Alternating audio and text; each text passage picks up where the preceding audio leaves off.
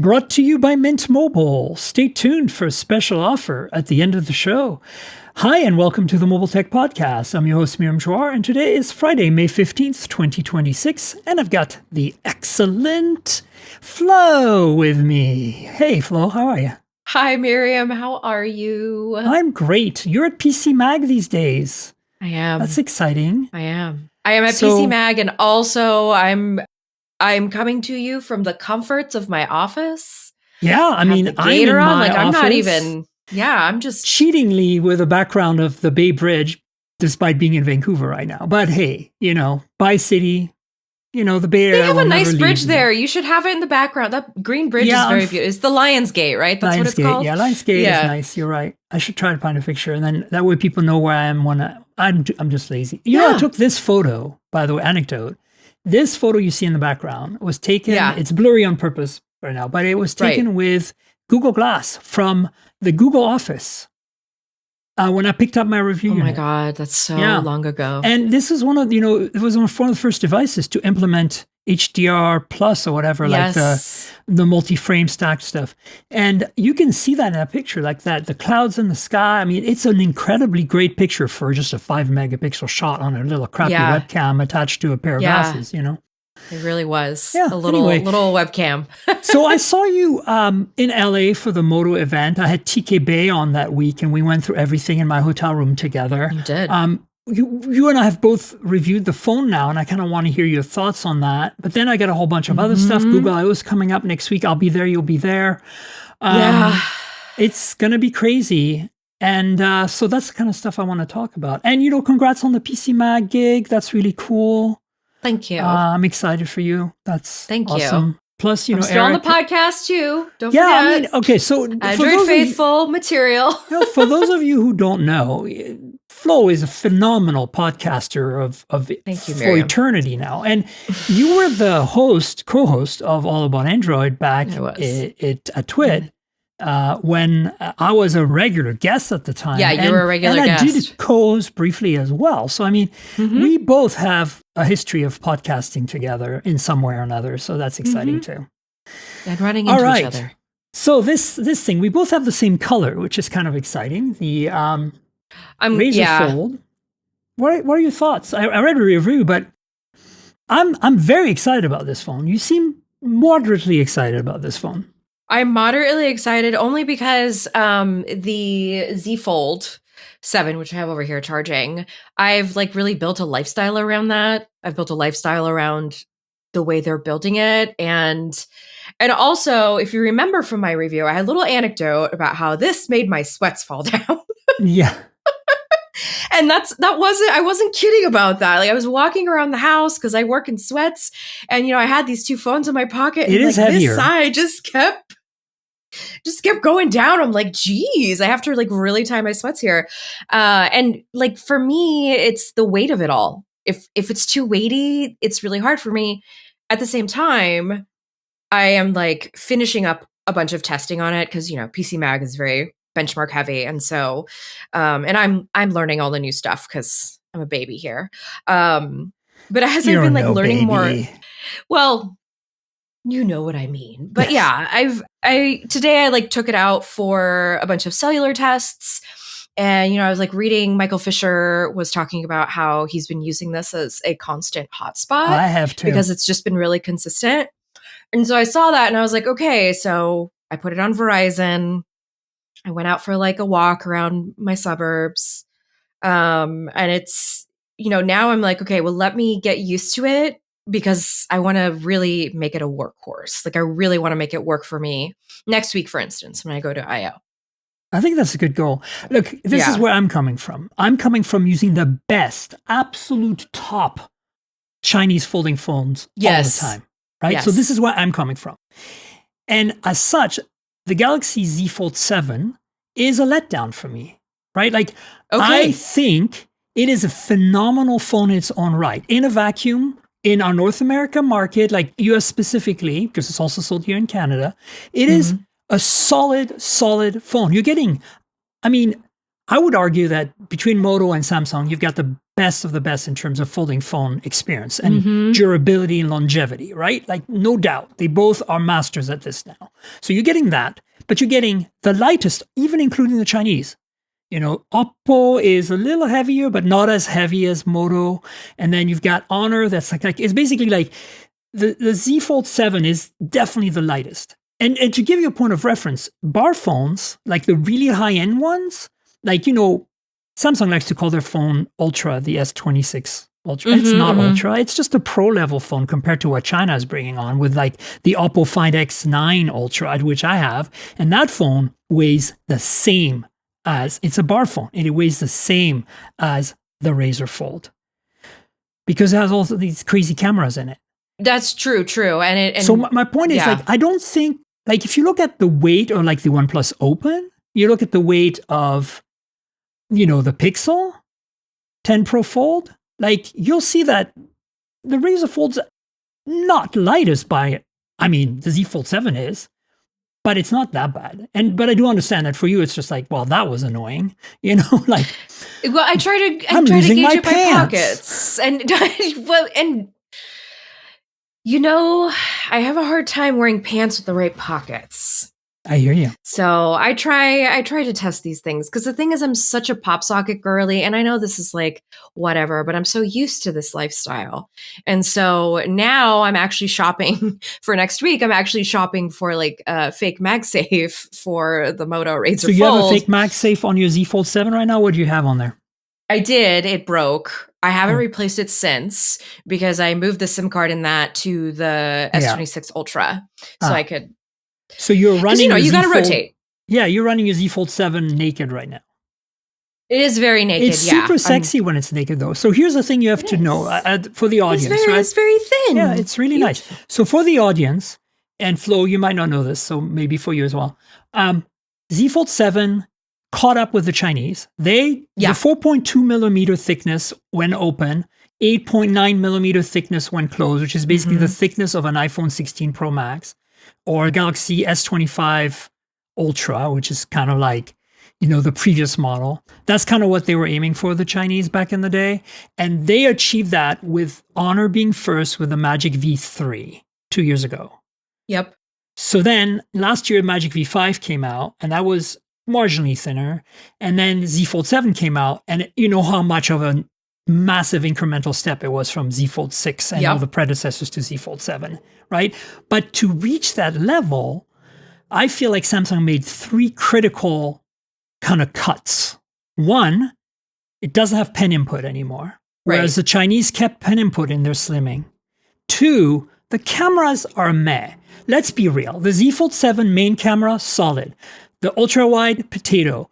And the telephoto is a freaking nightmare. It might as well not exist in the back of that phone. It's the same bad telephoto that's on the S26 Ultra. It sucks. Like, don't skip it.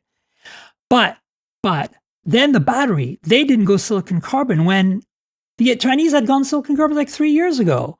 Like they had 5,000, 6,000, not quite 6, but 5,500 2 years ago on their folding phones that were as thin as Z Fold 7. And then Samsung comes along last summer going, yo, look at how sexy our phone is, 4,400 milliamp. I'm like, no, guys, come on. So that's kind of why a tiny battery. I have been kind of like, okay, this is, my state of mind has been like, Oppo Find N5 last year caught up with Magic V5. And then I have the Oppo Find N6 right now and the Magic V6. And those two, again, 4.2 millimeter pen input, incredible camera systems, 6,000 milliamp hour for the Find N6 and 6,600 for the V6. In China, there's a version with 7,050 milliamp hour of that phone. Oh, I think I heard. Yeah, I did. You need to buy the 1 terabyte version, but it's crazy. So all this to say that that's kind of where I'm at. Last year I pretty much had a Pixel in my pocket and then the Oppo Find N5 in the other to be productive because the Oppo Find N5 made some camera compromise. It had like a potato ultra wide and stuff. So I was like, my Pixel is my reference for camera, for communication. And then if I want to be productive, I have a big screen, I got the Find N5. And this year I have to release Find N6. And so when this Razr Fold landed in my hand, I'm like, okay, my expectations are here.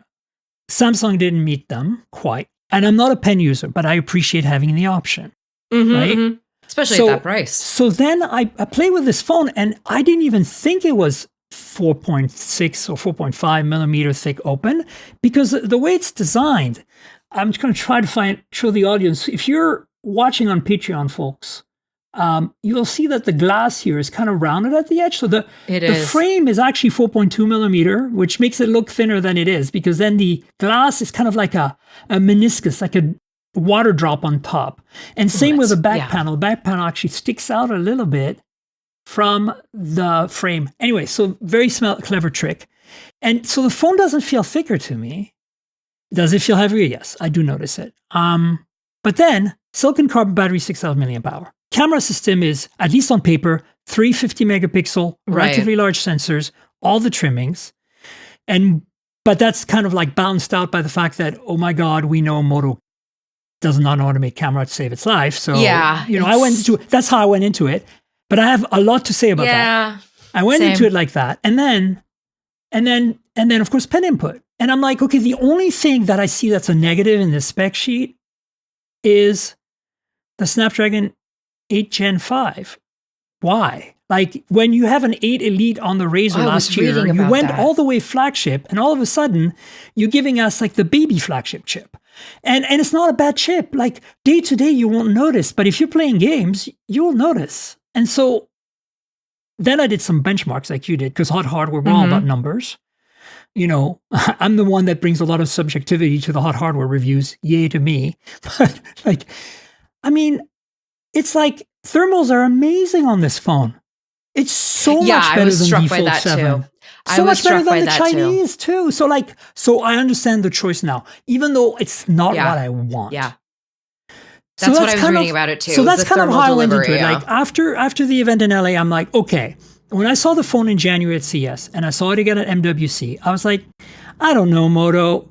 I don't know. This doesn't look like you're going to match or beat the Chinese. And I don't think you're going to match or beat even the Z Fold 7, because, you know, it's so thin and sexy in hand, and it has, you know, better chip and all that.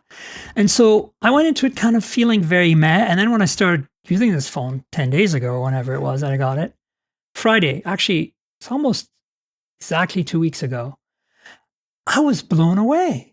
The cameras are blowing me away. I know you didn't have that experience, but you know, I'm a long-time mobile photography guru, and I really love my mobile photography, my cameras.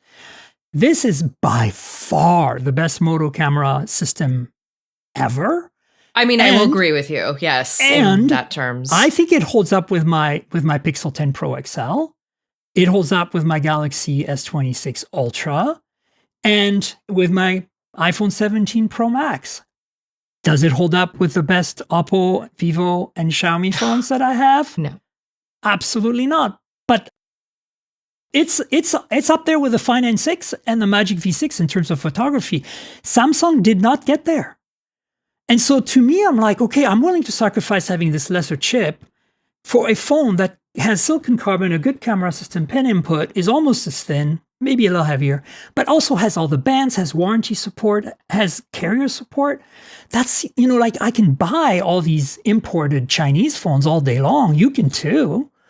But like our audience are not going to do that. They're going to walk to a Verizon store and try to get a deal, right?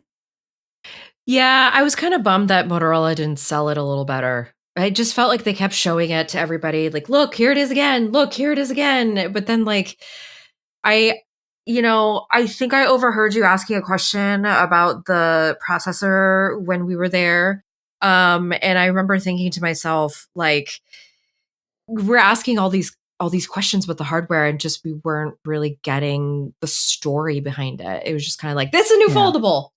There was no like, this is why we did this, is because we didn't want the phone to like burn your hand off, you know, when you're, you know, on Instagram Live or whatever. Look, the reality is, you've been to previous Moto Razr briefings. They are focusing a lot on lifestyle and fashion. And I do have to say, I love the way this phone looks. Yes, this camera bump is insane. It's doubling the thickness of the phone. Like, look at it. It's like, for those of you who are wondering, why am I talking about video? There is a Patreon, folks. And if you want the video version of this podcast, you can get it every week for $5 a month, a day in advance of the the free audio version. So please check out my Patreon, patreon.com/TNKGRL. Look at that. Yeah, it's a heavy thing. It's a beast. You can really tell when you're...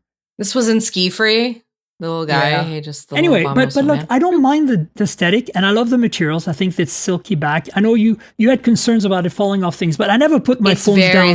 Mine is very slippery. I never put it screen down. And no phone is ever screen down. Like this is where it slides. Like I will just put it here on my wrist rest. Also, you said it was wobbly, but for me, generally when it's open, I don't use it on the table. When it's closed is when it's wobbly for me. But because this is wide enough compared to like the Z Fold 7, it wobbles a little, but it's not so bad. You have to push really hard for it to wobble. I mean, you're making me realize that a lot of the times when I use these phones, like a foldable, I'm usually in bed curled up, and like I have this all weird, like.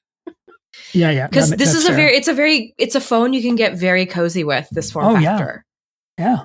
So, which is why the stylus is nice, because the stylus to me, I don't use it. I think it's great that it has an option. I'm not sure about that cigar holder thing. You have it there? Yeah, I should have brought it out. Yeah, look at that.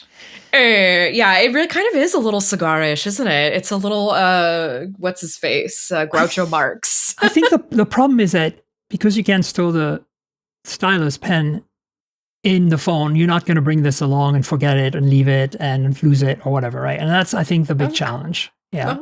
I will say, though, this thing is incredibly reactive. The minute I pop this thing out, the phone is like, oh, I see, the stylus is on. I'm so ready for it.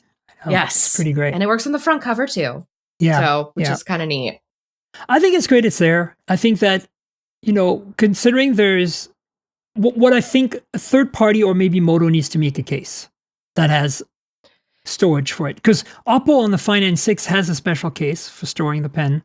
And, the Z Fold 6, the last one that had an S Pen, had a case option. But I used that case and the pen got very loose in it. And now the case stopped holding the pen. So I would put it in my bag and then the pen would disappear and then I would freak out, right? Because it's an S Pen. And so I didn't like that solution either with the let's sell you a case on it either. Like just either commit or don't. I do like, the reason I'm into this is because I am a pencil pouch carrier. Okay. So like when you find me at the next tech event, I will have my pen pouch with me. I'll have like my scissors, my styli, and my pens. Yes, I'm going to throw that in there. That's awesome. So yeah, I think, so for me, it's $100 less. I mean, that doesn't matter because you're going to buy this thing subsidized on, some kind of deal. Right now, They'll can get throw it in for free, maybe. Right now, right now they're throwing in the pen for free, which is $100 separately. They're throwing in Moto Care, which will replace your screen for cheap or free, which is great. So, like, they're doing some promos. Yeah, and here's the thing, right? Like, it's IP 4948. That's pretty solid. Like, there's some... I think it's well made. I have not, obviously, they didn't send cases, and I've been using this as my main phone here in Canada with my Canadian SIM for the entire review period. And I bumped it around a few times and I have very few marks of any kind of damage. So it's been pretty great, and the displays are nice and bright, I'm in pretty much direct sunlight right now, facing a window here. It's doing the 6. It's trying to hit that 6,000. Yeah, I mean, look at you've it. Got the sun. And the crease is there. It's definitely less than Samsung, which is it's more than the Chinese, but less than Samsung. I mean, the Oppo Find N6 has virtually eliminated the crease. So I'm coming from the Oppo and it has no crease. So but honestly, I feel like they've done a really good job overall. I mean, for the money, like, yes, it was going to be expensive. I honestly don't care that if it was the same price as Z Fold, what do you expect? You don't pay full prices for these things. That is why it's a good thing this phone exists in the US, is because you're going to buy through a carrier or something.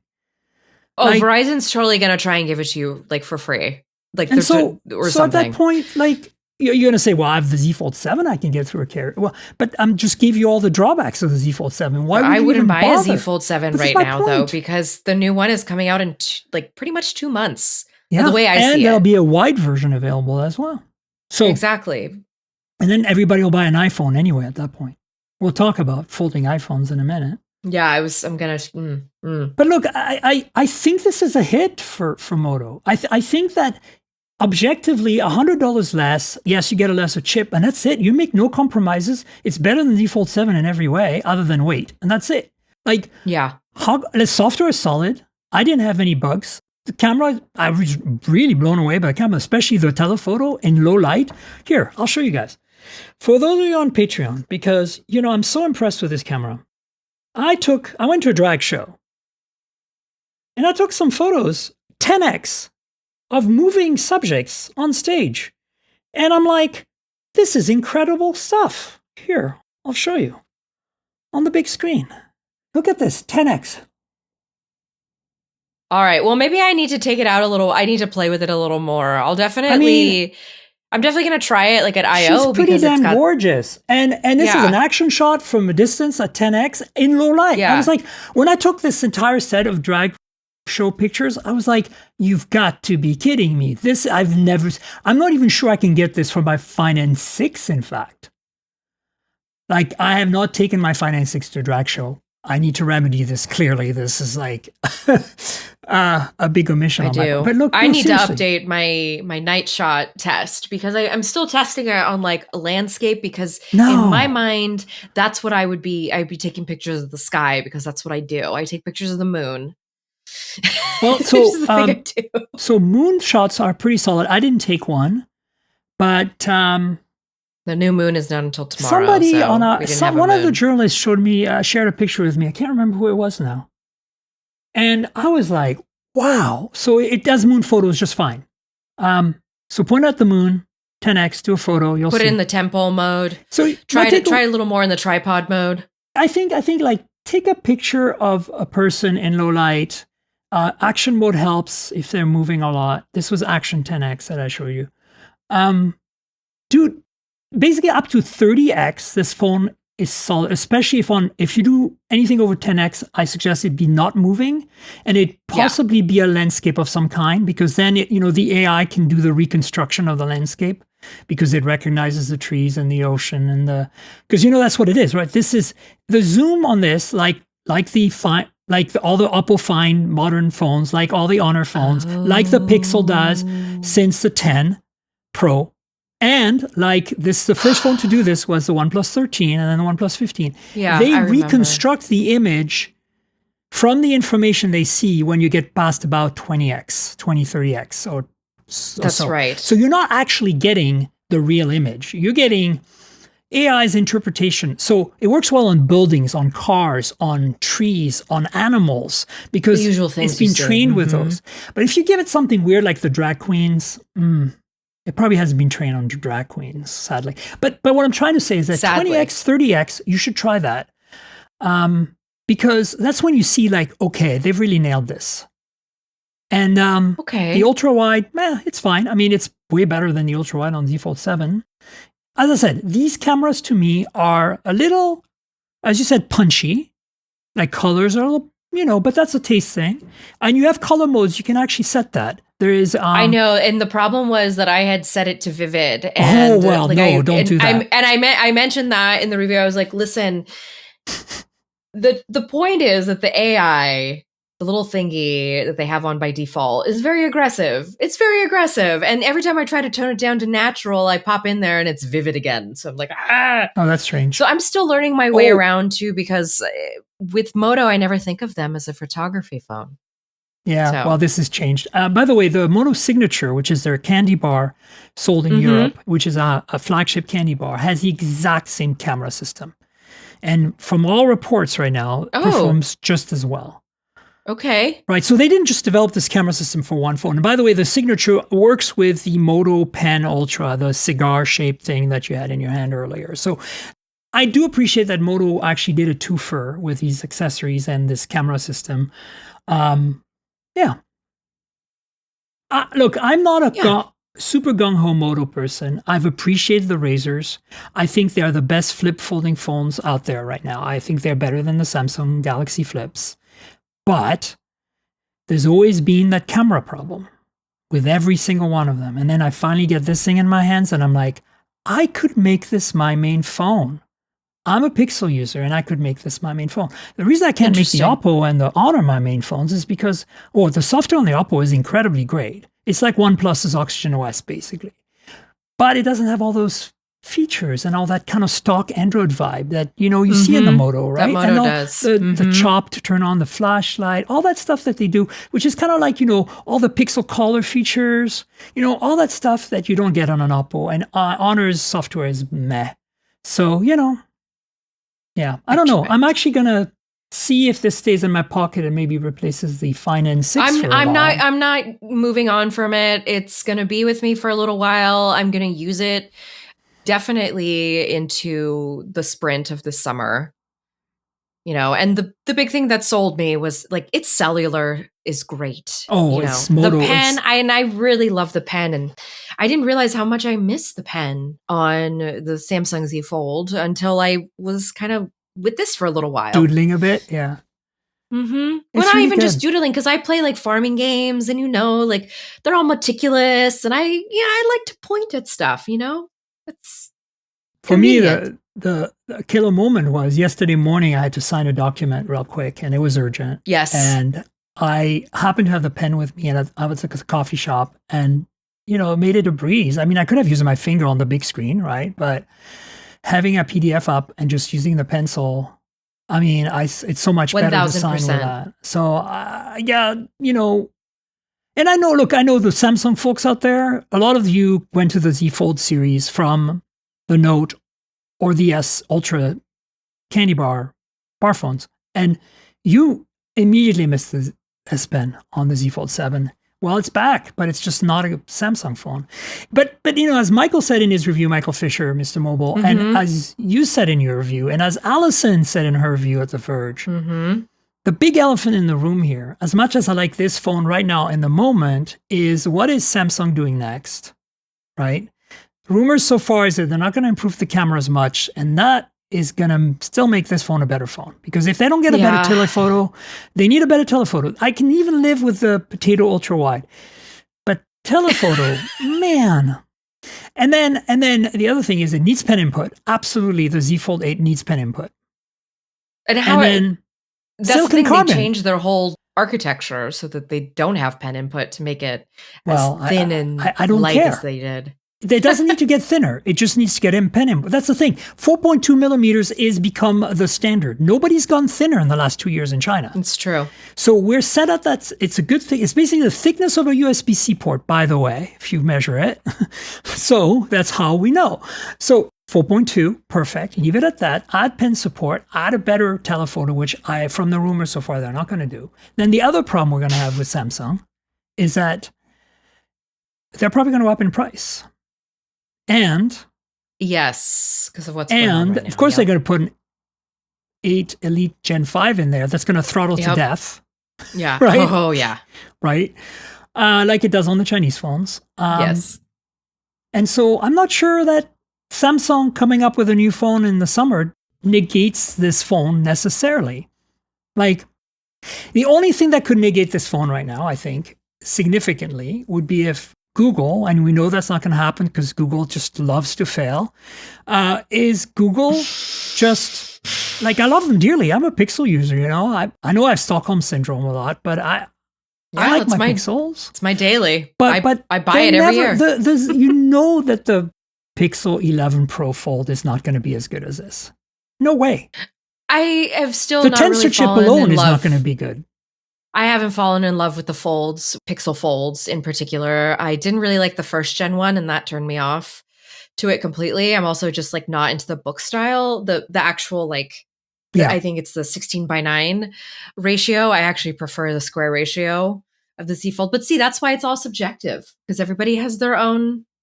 Well, so the Pixel 9 Pro Fold and Pixel 10 Pro Fold are the same form factor as this. They're no longer passport shaped. Right. And they have MagSafe on the new one, the 10 Pro Fold. So MagSafe is missing here, and that's a bit of a bummer. But at the same time, none of the Chinese phones have MagSafe. Z Fold 7 doesn't have MagSafe. And you can buy a spoofed MagSafe from Amazon. Yeah, you can stick a ring just on you the won't back. get the charging speeds. The charging speeds won't be. Yeah, and that's another thing. This phone has 80-watt wired charging and 50-watt wireless charging with the right charger. Of course, you have to buy the right charger, but because it's PPS. But I've noticed that with PPS chargers, like a MacBook charger or whatever, it doesn't quite give you that 80-watt. Or if it does, it's for a very brief amount of time. But, again, like, will Samsung finally put a silicon carbon battery in the Z Fold 8? Because if they don't, let's talk about how much of a battery champ this thing is. It's insane. Oh my God. I can't kill it. I'm used to silicon carbon batteries. I've had them on all my folding phones from Oppo and Honor for years. And of course, on all my flagships, like from OnePlus and stuff. I'm used to 2-day battery life on a phone. But this is even better than some of the Chinese phones that are folding phones, like, because it's a lesser chip. Because it's optimized. The software is a little more really optimized. Like, Fisher wasn't joking when he said, like, he's run the hotspot all day long, because when I'm in Canada here, I can't roam forever on T-Mobile. Otherwise, they ding me because, if I roam too much, even though I have a roaming plan. So I just turn off data and roaming on my Pixel, and I tether this phone. I turn this phone, and I get Wi-Fi calling on the Pixel, so I can make phone calls and text messages and everything from my US number. And so I have this phone pretty much as soon as I leave the house, I put this on hotspot. And like yesterday, I went to Web Summit. It was the last day of Web Summit Vancouver. And all day I'm in this, basically this conference. And I'm like tethering several phones off of this thing. Like, it didn't even budge. It went, I started the day at 100. I left the day at 60 at like 6 p.m. Yes, I've been having the same experience with it. Like, I was just playing Coachella YouTube videos, like just going through, because I like to sample the product, the Coachella content. I mean, so that's why I just let it play in the background, and it just wasn't dying. It's amazing. Just wasn't dying.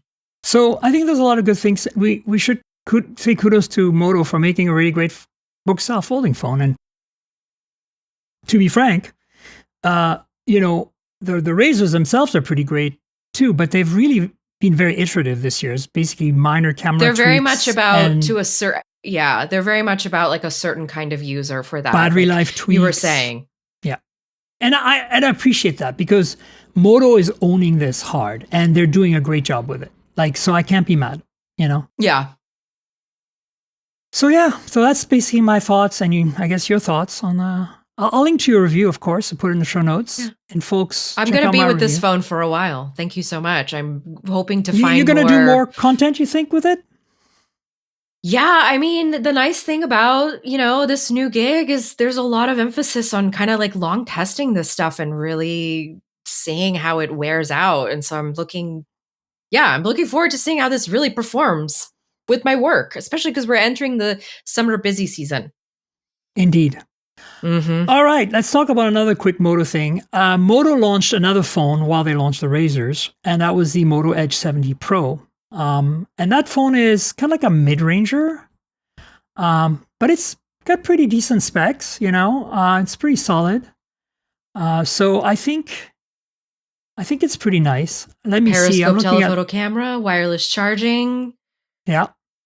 IP6869. Mm-hmm.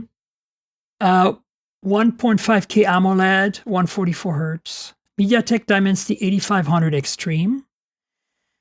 Triple 50 megapixel. I don't think it's the same system as what we have on the. No, I was gonna say, yeah. So slightly lesser setup. I held but back. It still looks pretty great. 50 megapixel front camera. Hey, look at that. Silicon carbon, 6500 milliamp hour battery. And 90 watt wired and 15 watt wireless. Dude. The thing is, Motorola's always been really good about battery, because they made a big sell of selling these, more affordable phones that just had really long batteries. So I'm glad to see it making its way everywhere in the DNA. Yeah, me too. It's good. Yeah. All right, let's talk Google a bit. There's a bunch of leaks and rumors. There's a Google I.O. coming next week. You'll be there. I'll be there. There is the Google Books announcement. There's the Fitbit Air, which I think you're wearing. I don't have mine yet. Mm-hmm. There you go. So what are your thoughts? First of all, you wrote an article about what to expect at I.O. Can you give us a quick lowdown? Yes, the quick lowdown is obviously Gemini is going to, they save all of that now for the big keynote because that's what the investors are really watching. And then I do believe that this is the year that we're like going not only full agentic, but they're going like proactive. So all the stuff that they were talking about the last couple of years about Google or Gemini, proactively putting a calendar entry for you somewhere, like just based on some email you got before you even read it. Like that idea is supposed to come to fruition with this generation.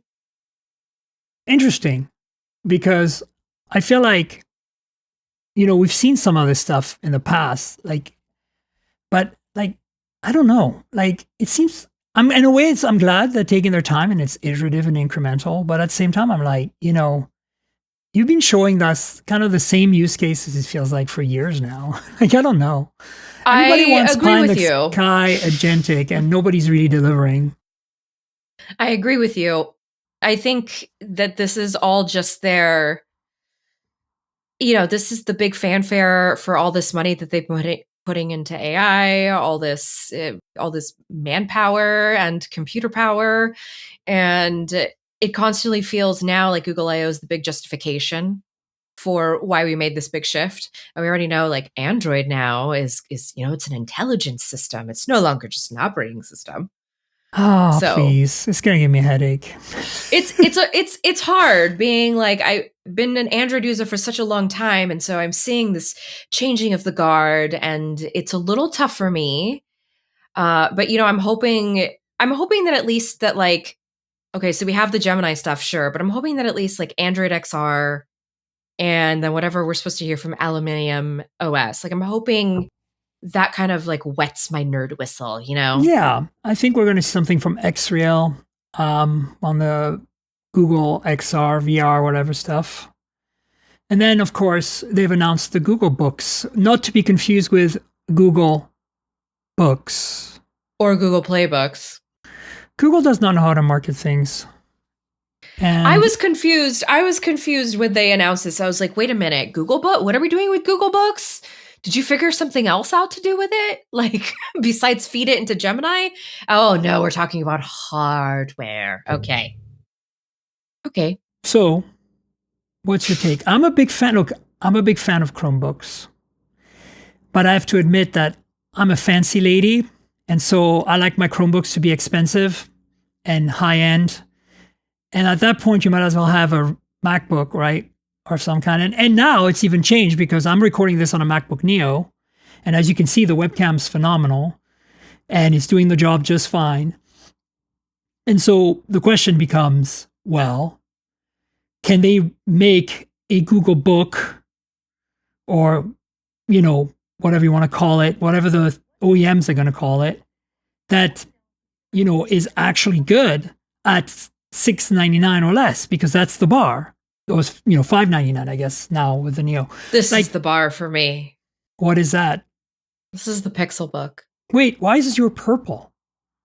Oh, I put it, there's a case on it, and I never took it off. That's why I didn't recognize it. Okay. Yeah, I didn't take it off because I'm trying to. So wait, you still have I have a Pixel Book still, but my battery is kind of dead. Rita. Actually, I don't know if that turns on. Okay, you haven't used it in a while. Yeah, mine still turns on, and I've updated it recently, but it's not great for battery, like maybe 2 hours on a good day because the battery's dying. But the hardware itself was just like, it gave me this glimpse into what we could have had back then, and then they never quite delivered on it. So then when I heard the Google Books announcement, I got a little excited, but then I also am kind of feeling a lot of deja vu because we've been Google, watching the Chromebook get rebranded every single year. I'm the biggest Google fan. I use Android phones. I have Pixels. Yeah. I use Chromebooks. I have used Android for my job, for my work. Like I pay for the Google services, Google Office suite stuff. I like what they do in general, but they always half-bake everything. Like, commit. And so when I see Google Books and Aluminium OS, I'm like, I believe that. And Rita and I talked about this 2 months ago on one of the podcasts when Aluminium was announced. And we were both very trepidatious because we're like, okay, Chrome OS is super awesome right now. the way it is. Like if you're willing to accept that it's not a MacBook Neo in terms of price and capability, because a MacBook Neo can do some pretty heavy lifting. The Lenovo Chromebook is doing perfectly fine. Yeah, the okay. Chromebook Plus, I have it, right? Mm-hmm. It's nice and premium. My point is, Chromebooks are good for what their intended purpose is. And if you get a nice one, it's a really good experience. But what are they going to mess up with Googlebooks? Like what are we going to lose from going to Android? Because I'm worried. Every time I use Android on a tablet or Android on a folding phone with an external keyboard, trackpad, or mouse, it's not great. So I hope Aluminium fixes that somehow. And I don't care that you can wiggle the cursor and bring Gemini. I don't really care about that feature. Like, it's nice to have. I'm not anti-AI, but I'm just like... And then, of course, the hardware. Like, how much is it going to be? If it's nice looking, is it going to match the Neo at $599, $699? Because then you might as well buy a Neo and run Chrome on it. What's the point of having a computer that's just a web terminal at that point? That if it's going to cost $999 to get the same build quality from Asus or Lenovo or Dell or whomever. Acer emailed me, said they're making something. Qualcomm's emailed me saying their chips are going to go in these. Yeah. MediaTek emailed me saying their chips are going to go in these. I know Intel's going to do it too. So like, I'm all on board, but please don't mess up the experience we have in Chromebooks, because it can't be lesser than a Chromebook, because Neo is already better at $599. Even if you don't use any of Apple's stuff and you just put Chrome on it and you boot into Chrome, you have a better computer right now. If I had that Neo in college, like that is it. It is the resurgence of the iBook, the way that I sort of looked at it. At least for, the customers they're going after, which is like young people, which is to get people back into the Apple fold. Yeah. And it works out with a Chromebook. It's like, okay, I'm spending $500, $600 on this, but what is the full compatibility of all this stuff? What am I actually doing with it? Can run DaVinci Resolve, which I can on my Neo, which I have. You can use Photoshop on a Neo. I know you're all saying don't do it, but like you can edit something in Photoshop. Fine. Okay. It's fine. You can edit something. You're not making a movie, okay? So the verdict's out. I'm on board. I'm on board, but please don't disappoint. It needs to be. Let's see. We need to see the build quality of a Neo for the price of a Neo, because it does less than a Neo. We already know it does less than a Neo. I don't want to. We know the operating system. I don't want to be a jerk, but like, Mac OS is a freaking full-blown desktop OS that has 20 years of being baked behind it. Like, you can't go wrong with that. Windows. Yeah. You could buy a Windows 11 machine and run Chrome on it. So I can. Don't mess this up, Google, and it's not just Google, it's your partners too. So I don't know. I wonder what those conversations were like. Hey, so we're reviving our laptop. We're just reviving the laptop. We're deciding that we're going to make it more Android-y. Because the way I see it is this is supposed to be all the polished stuff that we kind of have on Chrome OS. So, the thing like the app continuity, the ability to like jump into the app I'm okay with that. Laptop. You can do that now on Chrome with Pixel. Exactly. So let's find out. I'm a little apprehensive. I'm a little nervous, but I'll see. Fitbit Air. So what's it like? You've been using it. Mine is sitting in San Francisco when I get there next week. I have no idea. I've just been wearing it, to be honest with you. But the thing is, I'm wearing it at the same time as my Pixel Watch 4 because I'm trying to figure out if I can use both of these at the same time and supposedly only have the lighter one for sleep. Yes. Can you show it to us a little bit? Yes. It's so I opted for the leather band, whatever this is, leather that they were sending. And then I don't know if you remember this dual tone band. This is from the first generation Pixel Watch. Nice. And I kept it because this band was expensive. It was like $80, but I had bought it with some like store credit that I had. Anyway, I kept it and I like things to match a little bit. They're not the same blue, but that's why we've got this going on right now. Also because I wanted matching textures so it wouldn't bother me. Yeah. Having like, so far, it's okay, but it keeps getting caught. Like I am getting caught on things with this thing. So because I ergonomics expect issues. it to be a little bit less headroom than my watch. But it's actually right? quite a bit of headroom. But it's actually kind of sticks up a little bit and also it's leather, so it's very flexible. So like, yeah, if I'm going under a table, it's like me wearing a giant ring and it gets caught. And so I'm trying not to have that, and I'm also trying to figure out this new, because they're having us use the new Fitbit in beta and they've been updating it a lot. I've been using the public preview for the last 6 months. It's not really, has not been my favorite. No. I keep having to go back into the old mode to put in all the stuff I'm actually trying to track. So it's like, yeah. So it's an interesting experience. But I am kind of hoping for, so are you familiar with the Visible band that I've heard of it. I've never used it. So, okay. So I'm not trying to turn this into a sad moment, but my husband is dealing with chronic fatigue right now. And he bought the Visible band, and it's giving him all of this like really robust data on his heart rate variability and just like all this other stuff that he needs to kind of deal with like chronic fatigue and POTS. Like that's the stuff that he's watching out for. Right. So apparently there's a lot of chatter because folks have been wanting this from Fitbit. So there's a lot of chatter in the chronic fatigue forums because everybody's talking about what devices to use. And they've been really looking forward to this one because supposedly it's going to give some of that same data. This has a couple more sensors than the last Fitbits do. So that's kind of what I'm curious to see, eventually when I have a verdict on this thing, has Fitbit graduated?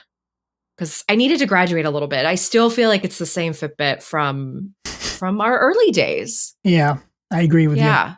I mean, the fact that they're integrating into Google Health or whatever it's called, not making it a separate app is going to help. Fitbit doesn't even come up anymore. I was typing it in the app launcher and it wasn't coming up. And I'm like, oh, that's right. It's Google Health now. So that's what I have to type in. And the other thing is, what I don't understand is Google Fit still exists. Exactly. And it's supposed to be like the connector, but then we have the Health Connect API. And so there's all these little bits that are still kind of scattered. It's very messy. And you can install Google Fit on your Android Wear watch or Wear OS watch, which then complicates things because each watch has its own stuff.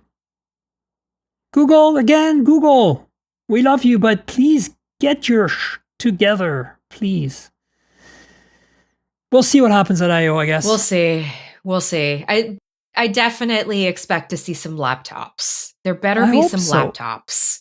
I feel like we're not going to see much hardware. I think this is a developer conference. You think that's why they announced it at the Android show? Because they're not going to actually show hardware? I think we're going to see we might see the XR, VR, Google VR glasses, whatever they're called. But then what's the demo going to be? Because we saw it in December. Well, maybe it's better. Exactly. That's why I need it to be better. Give me a reason. Just your expectations. Temper my expectations a little bit in this. This is Google I/O. This macroeconomic time, as Google Sundar Pichai said a couple years ago. It's a lovely conference, but it doesn't really generally bring hardware to the table much, right? I will be reviewing the food that they serve us this year because they got a new caterer the last couple of years for the press room, and it's been very interesting what they were serving us. Yes, indeed. They did fish. The last 2 years, they did fish, which is always a huge gamble. And in the hot sun. Fishy sun. They did like shrimp. They did a fish last year, and then I think they did a shrimp the year prior. I was taken aback. Same. Yeah. Cool. Well, listen, let's talk briefly about some Google Pixel 11 series leaks. There's been some stuff here. Yeah, and so we have an idea of what the Tensor G6 is going to look like, and we have an idea of what the screen size. Basically, it looks like all the specs have leaked. What are your thoughts? I mean, it looks like an incremental update. I think that, again, I'm trying to temper expectations, but I'm hoping that Tensor G6 cranks it up a notch a bit. It'd be nice. What are your thoughts? See about that. This is so weird too because they put the Tensor G4 in the 10A, and I know that was like to keep the cost down because of all the stuff that's going on. But I'm also just kind of like, I don't know, don't update it. Like, show me what you could do by just boosting the last one a little bit more. Because, well, I mean, I guess this one's it's a 2 nanometer? Is the last one a 2 nanometer? No. 3 nanometers is current state of the art. I think Apple's going to introduce 2 nanometer probably at with the new iPhones. Unless they tease it at WWDC, but yeah. They might tease it at WWDC, but you know what I'm saying. They'll be the first. Yeah. So and then, Qualcomm will follow suit at their summit, which, whenever that is. And then, of course, we'll get the Tensor G6. But that's great. I mean, look, everything I'm seeing so far is fine. It seems very incremental. Hopefully Tensor G6 delivers. The thermometer is going away, sadness. I never use it. I know. Y'all are bummed about that. No, I never use it. Jason Howell uses it. Yeah, apparently. But Jason is also, like us, a longtime Android user and Pixel fan. We all have Stockholm Syndrome with Google and Pixels. My captors treat me well. It's been a long love affair. I know. I mean, it started with Nexus phones for me. I've had every single Nexus and Pixel as my main phone since the beginning. So pretty much. I think I skipped maybe one. I think skipped the Pixel 4 XL because it didn't have fingerprint sensor and half of my apps wouldn't authenticate with the solely radar thing. I remember that was a tough one. I might have skipped Pixel 5 because it was a small phone and I want a big phone. So I went from, I think, 3 XL to 6 Pro, which is quite the jump. That is quite a jump. My 3 XL was dying pretty bad at the end, though, I have to say. Those 3s held on for a long time. My 3 held on for a long time before. It did hold on, but it was starting to be on its last legs when I finally hit the 6 Pro or whatever. Anyway, look, I'm gonna be rocking 100%. I'm gonna be rocking a Pixel 11 Pro XL next year.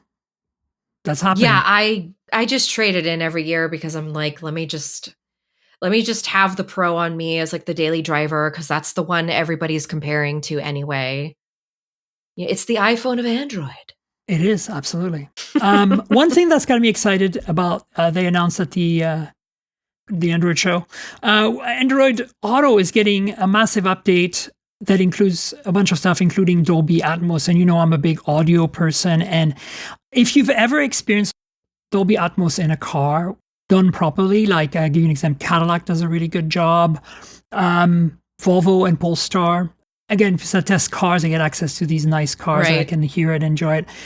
It's mind-blowingly good. I highly recommend you experience it once in your life. As a media, you'll be able to see this probably at I.O. They'll have a demo. But also in the past at CES, Cadillac and Dolby always pair up and have a demo. And I would suggest you hit that at some point, maybe next year. It's mind-blowing. And the fact that now it's going to happen on Android Auto, so you don't need any special software or anything in the car. You just need a really good sound system, a car that supports it, and a phone that supports it. And boom, you get Dolby Atmos audio in your car. That has me super excited. Alongside with the fact that when you do maps in Android Auto from now on, the maps will take up the entire screen in the background. No more people are really excited window about in that. a window BS. And I hope know. Apple follows suit with CarPlay. But I know this is good stuff. As Paris Hilton said, it's living. Yeah, it's living. She did the Android Auto. Let's rapid fire through some news items and things. Yeah. Okay, so Apple's 20th anniversary iPhone is coming up next year, I believe, right? Oh my God, are we doing that? Are we at 20 already? Jeez. No, not this year. It'll have to be 2027. So still, that's next year. That tells you how old we are, Flo. We're the oldies. Yeah, that's what I'm sorry. I had a big birthday last weekend, so I'm all in the Happy birthday. Oh my God. Thank you. So many decades. So, we have some rumors on. So first of all, it's supposed to have solid state buttons, meaning, like the HTC, what was it, 11 something? Yeah, whatever that HTC 11 was. I vaguely recall what you're talking about. Yes. That half the time didn't work, but Apple, it'll work because it's Apple. Yeah. and then it's supposed to basically feel like you're holding a piece of glass, meaning that They might not be any frame at all almost. Like, we're not talking about waterfall displays or anything like that. None of that. But like the 2.5D glass that some phones have done, where the glass kind of seamlessly, it's flat screen underneath, but it seamlessly falls, the glass, not the screen, into the rail, into the frame. Supposedly the whole thing is glass like that. Like it's going to feel like a slab of glass, and they want to basically liquid glass the hardware, which could go very, very wrong. If you don't like phones that slip off of things by themselves, Flo, which I know you're a big fan of phones not slipping by themselves. I'll put a case on it. Yeah, but everybody will. That's the irony of it all. Yes. So we have this announcement, this leak coming out that this is going to be a very, very special device and very expensive. And it's going to have a dual layer OLED, so like they did on the iPads, meaning super bright, tandem OLED, ceramic shield. I don't know. Oh, it supposedly maybe won't have a physical earpiece like some of the Huawei and LG phones in the past, where it vibrates the glass and in the area where the earpiece is, and then you hear the oh my gosh, I totally missed that. I totally missed that. You never saw that? The LG G5 had that, and then I think the G5. Was it the G5? Oh my god, G8, that the was G8, LG G8. The G8 had that? Yeah, and then Pixel 5. So Pixel 5 had that too. So there's no slit with a speaker behind it. It's like the speaker is basically activating the glass and using the glass as a membrane. Huawei did it too, and it was mixed bag. Most of the problem with them is they sound great. As soon as you put them on your ear, you hear something, but they're quieter. So that can be a problem if you're in a loud environment. So maybe Apple has fixed that. We'll see. But I'm more interested in talking about that article you wrote about, and I 100% agree with you about, which is Apple doesn't want to do a book-style folding phone. Apple wants to do a flip-style folding phone. That's what everybody wants, right? Are we on board? I agree, especially with all this stuff that Motorola was doing about, like, look how stylish this is. And, like, I know you're trying to make it happen, but the young folks are all really about going back into the past for many good reasons. It's kind of like, it's this big movement because people are trying to log off a little bit more. But in that, they've been finding a lot of love in, like, the vintage, nostalgic, tech of yore. And so, like, what an opportunity. Why didn't Apple think, oh my God, we should just revive all the color and fun and joy that we have? I mean, I think, look, the reality is this. If you open it up, it should act like a normal iPhone. That's easy to do. Yeah. If you close it, put an Apple Watch on the front display, basically. Like, translate that software cute. over. A little Snoopy. No, but like a bigger size version of that. Like the same kind of widgets and stuff. Like, start with that and do a decent job. Make it thin, make it sexy, make the cameras good, make the performance good, make it an Apple product, charge a little more for it. Done. Like, it's such a missed opportunity. Everyone that's an iPhone user that sees the Razr Fold or a Z Flip of some kind from Samsung tells me, oh my God, I want it so bad. But I'll never switch because I'm an iPhone user. To me, that screams revenue loss by Apple. Like, I'm sorry, like, hello. Now, I'm not against them making a book-style folding phone. That's what I prefer myself.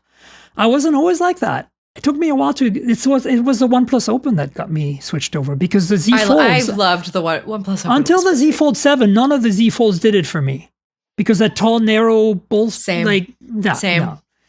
But then, OnePlus Open, and also OnePlus Open was also known as the Oppo Find N3, right? It's the same phone. So, finally the Chinese did it right, and they came here, and it's kind of sad to think that, they didn't make another one. Speaking of, as much as we want an Apple flip phone, I doubt it's going to happen, at least for now. Eventually, let's see how the Apple book style does, right? It's probably going to be really expensive. Different audience, but yeah. It's also a different audience, yeah. So the other thing is that OnePlus, speaking of OnePlus, they launched the A6 Ultra in China, and that is a gaming phone from them, which is kind of crazy because it does look a lot like a OnePlus 15R, and it has a MediaTek Dimensity 9500 in it. But it's got this dock, basically, that's like a case dock. Like a gaming pad case dock. Am I seeing that right? That's basically what I understand. I don't know if it's optional, but yes, it's a case with the that has grips has on left it and right triggers on the and back, trigger shoulders. Yeah. So it's not like one of those clamp things. Like it is a case. It just pops in there. and it has a cooler in it to basically cool even down better. the phone. So we're not going to get this phone, but this is just to point out that yes, we can lament the OnePlus Open all we want, but OnePlus still making phones out there. I really like the way the back side looks on this, cool, by the right? way. Yeah. I like that OnePlus is still doing stuff with the backside. I'm getting so tired of everybody's backside. I agree. Well, Moto Fold did something good there, Moto Razr Fold. You know, especially if you have like I do like the back, yeah. But I think if you want a texture, you can get that black and blue one, right? Mm-hmm. That has like kind of like a woven pattern on it or something. Mm-hmm. Mm-hmm. I do like the white one though. It's chic. Anyway. Why is China getting all the cool stuff? Because they're willing to spend the money, but we're not. And they're not. We're all lemmings. And they're not wed to Samsung or Apple or like us, Stockholm Syndrome, Google Pixel. No. Okay. A couple of things. Galaxy S27 Ultra camera rumors. That's a couple of weeks old now, but I thought it was interesting that it's going to drop. Remember how I complained earlier in the show about the useless 10 megapixel 3x telephoto that might as well just jump directly to the 5x 50 megapixel on the Ultra? Well, it looks like they're dropping the 10 megapixel useless 3x telephoto. So hooray to that. Bye. Because I'm pretty sure that 200 megapixel sensor can easily reach to 4 or 5x pretty comfortably. So I think this is good, but more importantly, no more wobble. Look at this camera pod in the renders. It looks like a Pixel. So, so yeah, the rumors is that the entire design language for Samsung is going to shift over with the next year with the S27 series, not starting with the So Android's just going to have a bar on the back? That's what we're going to do now? Because like Android's a bar. The only way they can put MagSafe on their phones is to do that. Right now, the big problem is it interferes with accessories. Not putting the magnets, but actually putting a wallet or something in the bag. Yeah. So that's one thing. And then, let's face it. How do you kneecap Pixel? The small competitor that's starting to be a little loud in the corner there. By making a phone that looks like theirs, and then people will associate that with Samsung from then on. Wow, so Samsung now is going to have to compete with the iPhone and the Pixel. I think that's smart, but also annoying. I don't know. I have mixed feelings. I meant to say that as kind of more of an annoyance. No, great, I now, yeah. I got it. Okay, Sony Xperia 1 Mark 8. Looks like a Sony phone. I forget. Well, actually, the design is very different, but this is abroad. Okay, let's hold your horses. It's not coming to the US.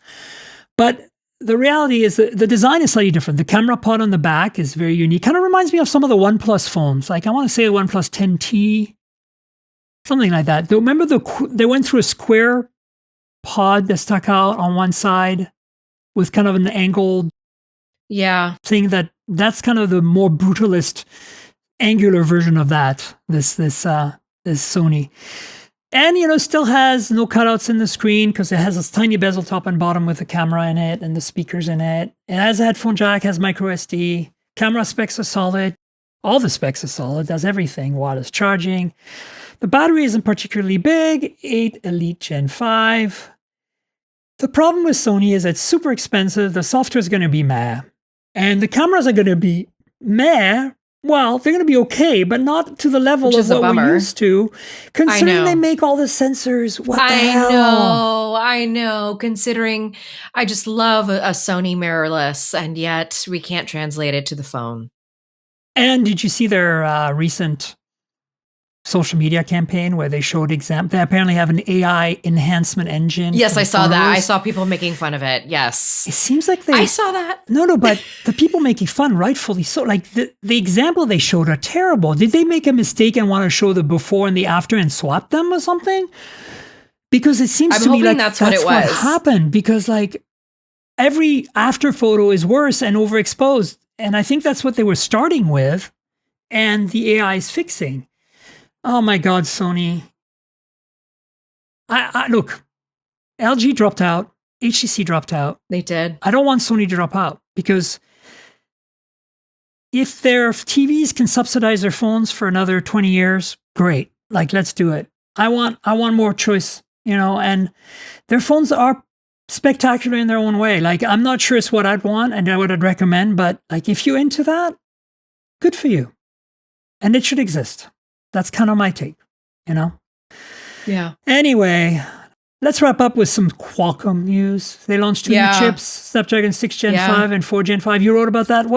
What's anything we should care about here and know about?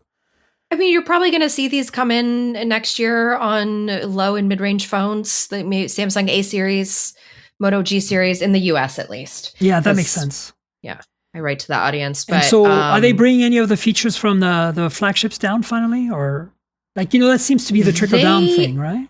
They are. They're doing the 100x software-enhanced zoom. So they're bringing that to the 6 series. And then the 4 series is bringing 5G connectivity and better gaming performance. Relative. Gaming on a 4 series? I don't know of any phones with a 4 series chip right now off the top of my head. I bet you they're I mean, what is that? Only like 6 or 8 gigs? Like, there must be budget Chinese phones at this point, or India phones. Yeah, so it's supposed to be for under $300 phones. And the big thing about it is it supports the dual SIM, dual active capability. Well, the cool thing about the 6 Gen 5 is that I can see that replacing the 6 Gen 4 or whatever in the next stylus, the Moto G stylus. Yep. It runs pretty well with that 6 Gen 4. So with 6 Gen 5, now it'll be able to do 100 megapixel, whatever it was. Feature you just mentioned. Yeah, it never ends up exactly. Look, we make fun of those chips that are below the 7 series, but we really shouldn't, because they exist and they matter, and not everybody cares about and having they get people connected. And and there are many markets, countries where people don't have the buying power to get a flagship. So like these phones matter and exist, and these chips matter and exist. So kudos to Qualcomm to not abandon, that race either, because MediaTek kind of owns it right now. But I think that Qualcomm, they're just sticking around with it, and that's healthy. Yeah, and then more people will buy for them, and then they'll be like, ha ha ha. So that's the show, folks. I mean, look, I think I'm looking forward to seeing you at I/O next week, and we'll catch up. I will see you next week, and then folks, stay tuned. I will be sweaty. We'll have some news about. We'll have some news. Yeah, we'll have some news next week about the Razr flip phones as well. I have them here. I need to actually unbox them. I haven't had time yet. I'm not planning to review them for the deadline that was given to us, but we'll have a bunch of other news coming up. So stay tuned. And Flo, do you want to tell folks where they can find you on the internet, your social media handles, and then your stuff on PCMag? And the podcast, all the millions of podcasts. Oh my God, I know. I'm so, after this, by the way, I'm going straight onto the couch and just shoving my face with potatoes. That's what I'm doing for dinner. But so if you want to find me, you can find me at PCMag.com. I am a senior writer over there, or you can find me on the Relay Network on the show Material. That's relay.fm/material. I am also on Android Faithful, androidfaithful.com. Great show. And then, thank you so much, Miriam. And then on social media, I am still That Flow after all these years. Everywhere. Such a great handle. Thank you. You can't forget it, guys. That Flow. Thank you. So if you find Flo and I on social media, you can ask us questions, comment on the podcast. I'm at Tankrel, TNKGRL, like the comic book character, drop all the vowels. And you'll find me on all the social media like that, primarily on Blue Sky, Threads, and Instagram. I also have a TikTok at 69, my year of birth, to the end of my handle because I couldn't get my handle. So if you want social media, that's it. If you want to find the podcast, maybe it's your first time coming here because Flo brought you here. mobiletechpodcast.com has links to subscribe to all the platforms. I'm on all of them. Also an RSS feed if you're old school there, and you can watch and actually listen to the show right there on the web. It's like it's a WordPress thing. There's a YouTube channel, youtube.com/mobiletechpodcast. There's unboxing videos, hands-on videos, some reviews every now and then, like once a month or so I post something there. My most recent is my hands-on with all the 4 Moto phones, the Razrs. So check that out from LA 2 weeks ago. And you know how YouTube works. Like, subscribe, tell your friends, click the bell, comment, all that good stuff. There's a Patreon, I mentioned it. If you want to see a video version of the podcast, you can have it every week for $5 a month, and you get it a day in advance. I publish on Sundays for the audio version, so Generally later on Saturdays, before I go to bed, you get the video version. I often leave extra content. You can see our faces, you can see the devices. Sometimes, we run over time, and sometimes that's what I mean by extra content. Sometimes the FedEx guy shows up in the middle of the show and we unbox a phone that just arrived or something. It's fun. So you'll get extra stuff sometimes and definitely get video of us every week. So consider helping me out with Patreon, patreon.com/TNKGRL. And finally, I want to thank our sponsor, Mint Mobile. So as you know, I'm constantly reviewing multiple phones, and while that's fun, it also means I'm constantly spending a lot of money for wireless service on multiple SIMs.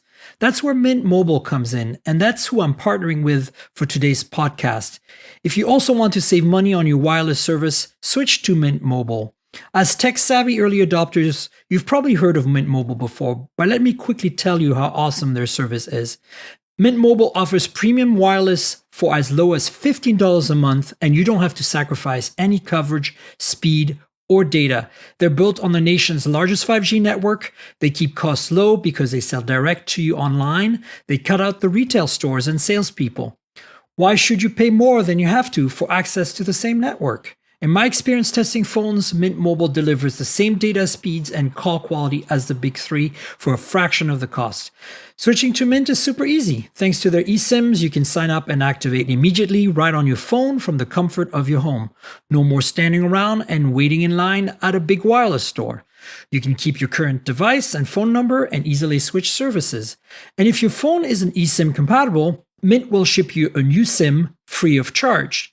All Mint Mobile plans include unlimited nationwide talk and text, lightning fast 5G, and free mobile hotspot. Mint will show you how much data you use each month and recommend plans that save you money. Mint also offers a modern family plan that lets you set up a super affordable family plan with as little as 2 lines. Use my link mintmobile.com/mobiletech to get premium wireless starting for $15 a month. That's mintmobile.com/mobiletech. Stop paying more than you need on your wireless bill and start saving big with Mint Mobile. And Flo, thanks so much for being my guest yet again. Appreciate you. Thank you for asking me to be here. Thank you so much, Miriam. Love to spend a Friday with you. Oh, great. Well, we'll do it again soon then. Folks, stay tuned. We'll have another show next week. And until then, cheers, everybody.